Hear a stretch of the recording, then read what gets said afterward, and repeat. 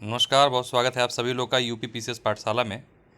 और जैसा कि आप लोगों को मैंने कल एक वीडियो के माध्यम से पदों का विवरण बताया था, जो कि हैंड रिटेन टाइप में था। तो उसी के जस्ट बाद जो है एक आरटीआई जो है वो प्राप्त हुई है, जिसमें डिटेल्ड पदों का विवरण है और जो एकदम सेम है जो आपको कल बताया गया था।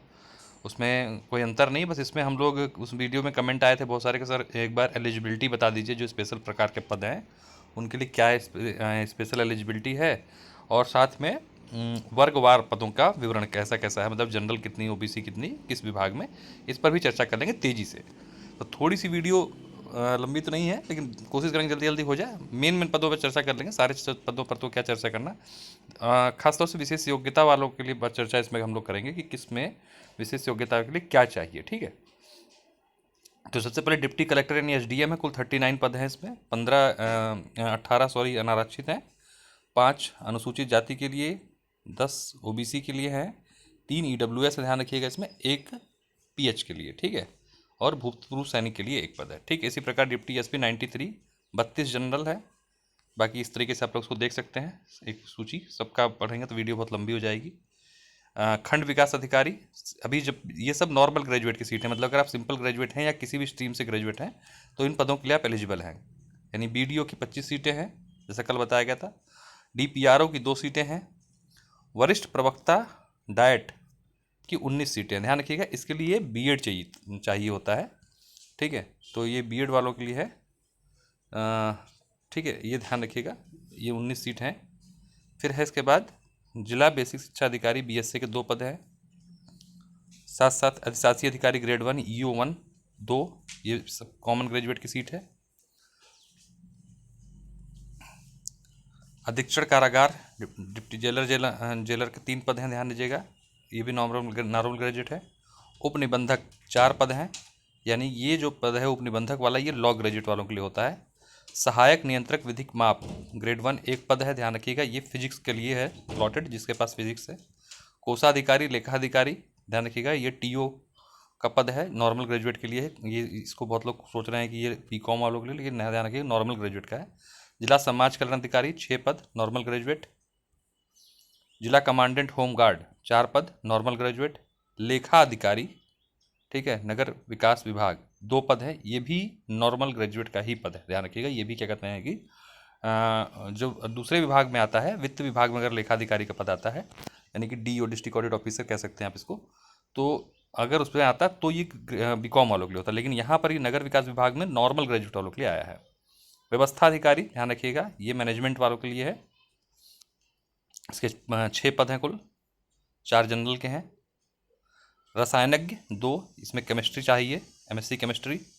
विशेष कार्य अधिकारी कंप्यूटर 1 पद है, ध्यान रखिएगा, इसके लिए भी कंप्यूटर से बीटेक होना चाहिए, कंप्यूटर साइंस 1 पद है। साथ में इसमें 3 साल या 5 साल कुछ एक्सपीरियंस भी मांगा हुआ है।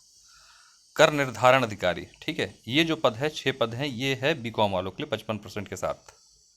जिला युवा कल्याण प्रादेशिक अधिकारी 4, नॉर्मल ग्रेजुएट का पद है ये। जिला अल्पसंख्यक कल्याण अधिकारी, ठीक, 1 पद है, नॉर्मल ग्रेजुएट। जिला खाद्य विपणन अधिकारी 2 पद, नॉर्मल ग्रेजुएट। जिला पूर्ति अधिकारी डीएसओ जिसे बोलते हैं, श्रेणी 2 का है ये, 4800 ग्रेड पे, 7 पद हैं, नॉर्मल ग्रेजुएट के लिए। सहायक जिला रोजगार सहायता अधिकारी 15 पद हैं, ध्यान रखिएगा, नॉर्मल ग्रेजुएट के लिए हैं। व्यवस्थापक, इसमें 22 पद हैं, ये भी मैनेजमेंट वालों के लिए है। ठीक, आबकारी निरीक्षक नॉर्मल ग्रेजुएट 10 पद। प्रबंधक खाद्य ग्राम उद्योग, ये भी जो है क्या कहते हैं कि 19 पद है। ये भी बहुत लोग कंफ्यूज हो रहे हैं, लेकिन ध्यान रखिएगा ये नॉर्मल ग्रेजुएट का पद है, 4600 ग्रेड पे का। ठीक है, तो परेशान नहीं होना, ये भी नॉर्मल ग्रेजुएट वालों के लिए ही पद है। जिला दिव्यांग सशक्तिकरण अधिकारी 12 पद हैं, नॉर्मल ग्रेजुएट। श्रम प्रवर्तन अधिकारी के 5 पद हैं, ध्यान दीजिएगा, लेकिन ये नॉर्मल ग्रेजुएट भी कह सकते हैं, और साथ में स्पेशल योग्यता, क्योंकि कई प्रकार की डिग्रियां इसमें ग्रेजुएशन में मान्य की हुई हैं, और साथ में इसमें पोस्ट ग्रेजुएशन भी चाहिए होता है, तो इसको भी विशेष योग्यता की श्रेणी में ही रख सकते हैं आप। प्राविधिक सहायक भूभौतिकी, ये स्पेशल पद है, ठीक है, 2 पद है। फिजिक्स या जियोलॉजी वगैरह कुछ इसमें चाहिए है, ठीक है, तो उनके लिए है ये 2 पद। फिर है नायब तहसीलदार, नॉर्मल ग्रेजुएट के लिए पद है ये, 53 पद हैं। ठीक, तो कुल मिला के 384 पद हैं, ध्यान रखिएगा, जिसमें से 172 जो है जनरल कैटेगरी के पद हैं, 76 पद अनुसूचित जाति के लिए हैं और अनुसूचित जनजाति के लिए 3 पद हैं, ओबीसी के लिए 98 पद हैं, ईडब्ल्यूएस के 35 पद हैं, डिपेंडेंट ऑफ फ्रीडम फाइटर के लिए 2 पद हैं, पीएच के लिए फिजिकली हैंडीकैप्ड के लिए 5 पद हैं और एक सेकंड, और भूतपूर्व सैनिकों के लिए जो है क्या कहते हैं 9 पद हैं, महिलाओं के कुल 65 पद हैं और उत्कृष्ट खिलाड़ियों के लिए 1 पद है। तो ये पूरा डिवाइडेशन है एक तरीके से, और एक अच्छी तो नहीं कहेंगे, और जो इसको बाइफरकेट कर देंगे, 172 जो सीटें हैं ये टोटल नॉर्मल मतलब कि टोटल है जनरल कैटेगरी की, ठीक है, 172।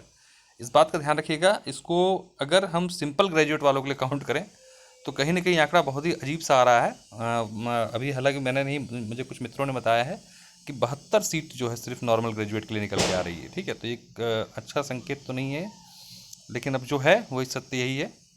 तो ये होगी टोटल। एक बार आप लोग टेलीग्राम ग्रुप का लिंक डाल दूंगा, वहाँ पीडीएफ अगर आपको चाहिए हो, अगर आप देखना चाहते हो इसको पूरी तरीके से कि किस SC ST के हर विभाग में कितना कितना है, तो इसकी PDF में टेलीग्राम ग्रुप में डाल दूंगा, आप लोग वहाँ से इसको ले लीजिएगा, ठीक है। तो एक बार चैनल को सब्सक्राइब जरूर कर लीजिएगा, और हम लोग मेंस का बैच भी समाधान करके जल्दी से लाने वाले हैं, जिसकी आज पहली क्लास होगी PCS 2023 के लिए जो लोग तैयारी कर रहे हैं उनके लिए, ठीक है। प्रीलिम्स का बैच हम लोग का चल रहा है, पेट की वजह से उसको रोक दिया गया था क्योंकि काफ़ी बच्चे पेट देने चले गए हैं, तो ऐसे में उस बैच को रोका गया है, कल से उसको भी कंटिन्यू शुरू कर देंगे। तो ठीक है, बहुत बहुत धन्यवाद। टेलीग्राम ज्वाइन कर लीजिएगा ताकि यहाँ PDF आपको इसकी मिल सके। बहुत बहुत धन्यवाद, नमस्कार।